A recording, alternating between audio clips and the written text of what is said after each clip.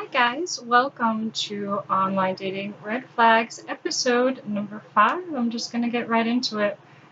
Number 1, insist the first date be at their residence. This seems kind of like a little bit of a no-brainer, but especially if you're younger, or if you're new to the whole dating thing.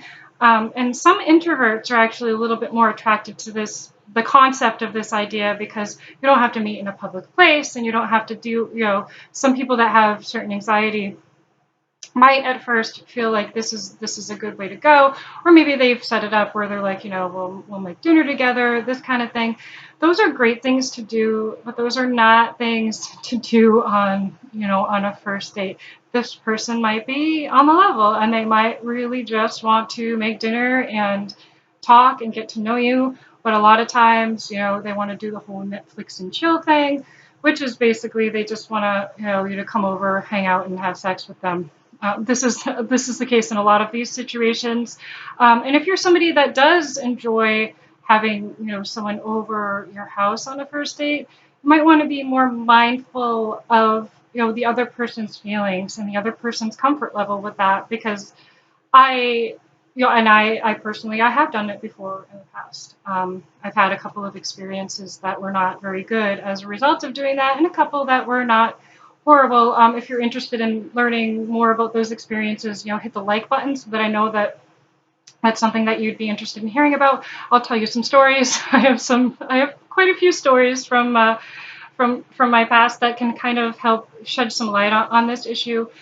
Just be mindful of the other person. The other person might not feel comfortable with going to your house, and that's totally normal and a healthy response to something like that. And you're inviting a stranger to your home, really. So just be very careful about that, even if it's something that you don't have any ulterior motives or anything like that. Maybe they do. So just avoid that at all costs. If somebody does ask about that, then you say, okay, I'm not really comfortable with that, and they're okay with that, and that's not really a red flag, because maybe they were just throwing it out there or whatever. But if somebody is insistent on it, or even almost trying to manipulate you and saying, oh yeah, I'm a good person, you don't have anything to worry about, then they're not respecting your boundaries, and they're also not showing empathy for what your feelings are. So these things alone, deal breakers. So be mindful of that when you're first starting to get to know someone, even if you've talked to them on the phone for a while, even if you've had a lot of email or text interactions. Public place, really, it's not that big of a deal. Pick a public place that you're comfortable with. If you have some anxiety issues, and they should be okay with that. If they're not okay with that, then they're not worth your time, because they're not willing to look at your needs, and people need to really be in the give and take mindset if they want to form lasting relationships. Number 2 is have a negative attitude towards your gender. This is people that are like, most men blank, or most women are like blank. This is another one that you want to listen to more in context. If someone's saying, within the realms of a conversation, you've been out with them a few times, and they're like, what, I do appreciate you. You're not like, the past boyfriends or the past girlfriend that I've had. You're like, I appreciate certain things about you. If they're saying that within the context of a conversation, then that's not really a red flag. That's just called having a conversation. But if this person in general has a negative attitude towards your gender, even if they're, and especially, actually, especially if you're the exception to that, you're probably only the exception to that for a very small period of time. This is something that's part of the love bombing phase in abusive relationships that you want to be really looking out for. They'll start to idealize you, like, you're so much better than most women out there. And if they're saying things like that a lot, and especially if they're saying things like, most women are sluts, you're not like that. I've actually had a few people come right out and say that, and I'm just like, wow, for one, that's a really, really shitty attitude to have about a specific gender. And just be careful with that, because you don't want to be the exception to their rules. You want them to have respect for all humans and all genders. So if they have an issue with your particular gender, then there's a lot of issues that will come down the road, even if you are the exception to that, because that's most likely, if they're saying this a lot, that's most likely a manipulation tactic, and it's not even real. So just please, please be mindful of this. Number three, these two are kind of connected, is love bombing. If you've never experienced love bombing, there's a lot of videos that you can Google on your YouTube and things like that if you want some more information about it. But essentially, what love bombing is idealizing you. It is that instant, like, oh my gosh, I've never met somebody like you before, and the constant compliments. They might even compliment you on things that aren't even traits that you possess or traits that you feel that you possess. This sounds a little bit weird, but this is also a manipulation tactic, because if they're like, well, I admire such and such about you, and you don't even fit that, then they're probably trying to manipulate you to become that. That sounds a little strange, but this is really how some and a lot of manipulative people work. A healthy person isn't going to participate in a lot of the love bombing. Now, there might be a genuine connection and somebody might feel really connected to you, but please keep in mind that even if that is true, it's most likely just, the chemical infatuation.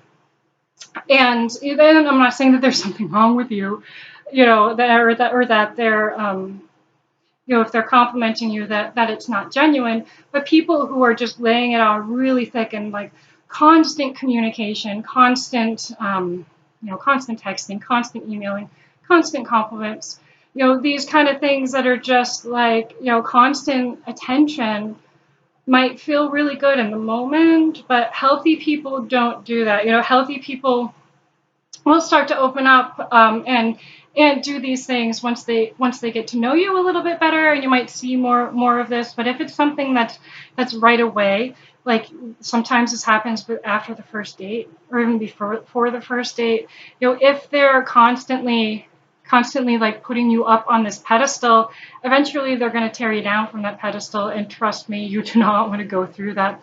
So you want to be very mindful of love bombing, because this is a very serious thing, and it's something that was not really common knowledge. A lot of people, when they're in that love bombing phase, they think that they found this fairy tale romance. And actually, if you find a fairy tale romance, then run.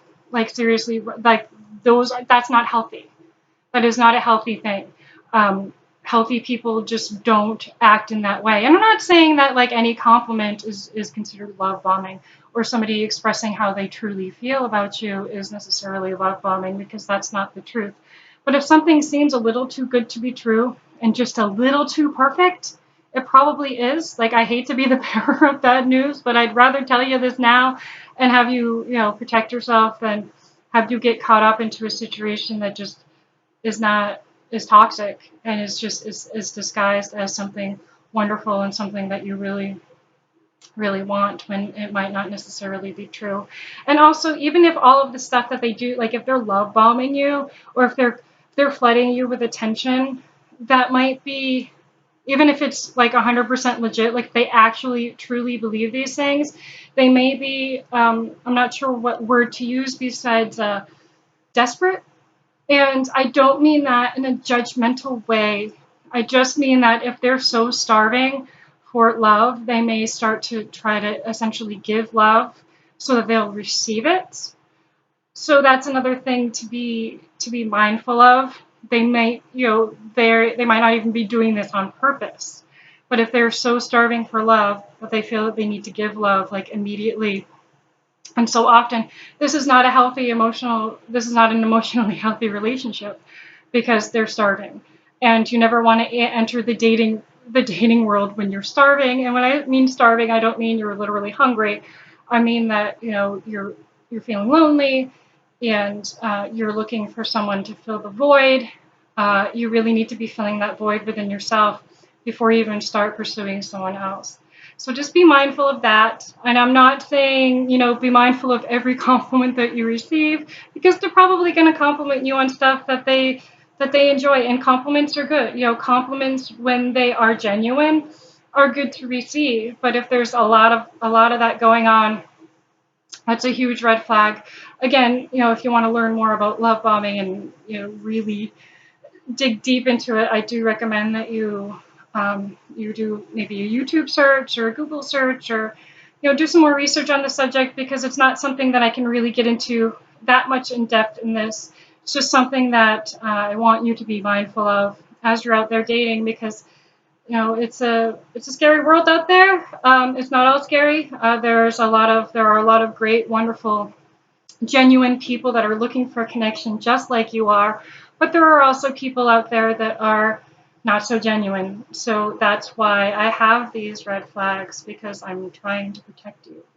So please, just and everything in context. Everything that I say needs to be in context, because some of these things, in the proper context, they're not red flags at all. They're just normal part of normal healthy communication.